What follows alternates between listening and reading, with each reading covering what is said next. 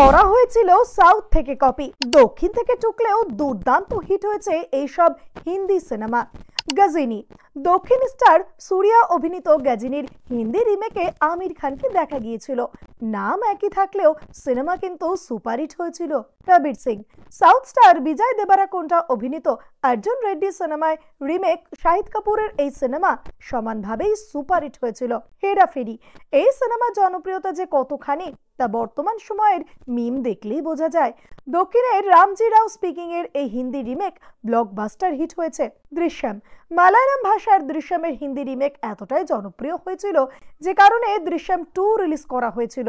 নায়ক হিন্দি সিনেমার দুনিয়ায় মাইল ফলক অনিল কাপুরের নায়ক, তামিল ফিল্ম মাধলওয়ানের রিমেক।